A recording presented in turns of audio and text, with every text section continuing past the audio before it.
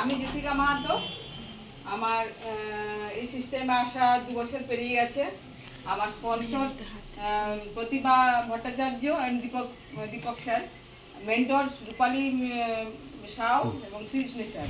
আর senior তো সবাই senior, 2 senior আছেন, মৌসুমী ম্যাডাম, অমিত স্যার দাঁড়িয়ে গেছেন। আচ্ছা, আমি এখানে এসেছিলাম হেলথ ইস্যু নিয়ে। মানে আমার বাড়িতে আমার যারা সব আছেন সব বেশিরভাগই ডাক্তার, কিন্তু তা সত্ত্বেও আমাকে আমার এমন অবস্থা হয়েছিল পায়ের, আমাকে ভেলোর যেতে হয়েছিল এবং সেখানকার ট্রিটমেন্টও আমার ঠিক হয়নি। আমি ঠিক মতো হাঁটতে টাটতে পারতাম না। এবং আমার একটা চরিত্র দোষ ছিল অবশ্য, যারা আমার বাড়ির ডাক্তারদের একেবারে হেয় করা যাবে না, কেননা আমি ঠিক টাইম মতো ওষুধটা নিতে পারতাম না। এখানে এসে আমার ওই স্পন্সর দীপক ভট্টাচার্য আমাকে বারবার লিঙ্ক পাঠাতেন। 1.5 বছর লিঙ্ক পাঠিয়েছিলেন। আপনারা কেউ ধৈর্যহারা হবেন না। আমি একটা উদাহরণ, আমাকে 1.5 বছর লিঙ্ক দিয়েছিলেন। আমি 1.5 বছর দিতেন, আমি প্রত্যেকদিন দিতাম, আমি প্রত্যেকদিন ডিলিট করতাম, দেখতাম না।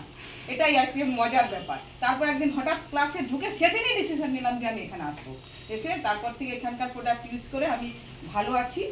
আর ভালো আছি। আমার স্পন্সর বলেছিলেন, মানে যাই হোক, যেমন রসগোল্লা কিনে খেতে গেলেও পয়সা লাগে, তো তাহলে প্রোডাক্ট নিতে পয়সা লাগে। আমাকে উনি বলেছিলেন যে আপনি কি প্রোডাক্টের দাম কমাতে চান? আমি হ্যাঁ, প্রোডাক্টের দাম কমাতে চাই। তো তাহলে আপনি নিজে যেমন ভালো হয়েছেন তখন অপরকেও ভালো করার চেষ্টা করুন। এবার আমি সবাই 2-4 জনকে ভালো করার জন্য বলেছিলাম। আমি জানি না যে এখানে ইনকাম আসবে বলে, ইনকাম হবে এখান থেকে আমি জানতাম না। প্রথম মাসে আমার ইনকাম ছিল 600 টাকা।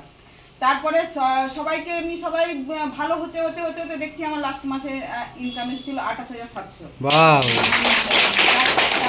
আমার বয়স কিন্তু কম না, জানি না আমাকে দেখাচ্ছে কিরকম এখন এই সিস্টেমে আসার পরে। আমার বয়স 59 প্লাস।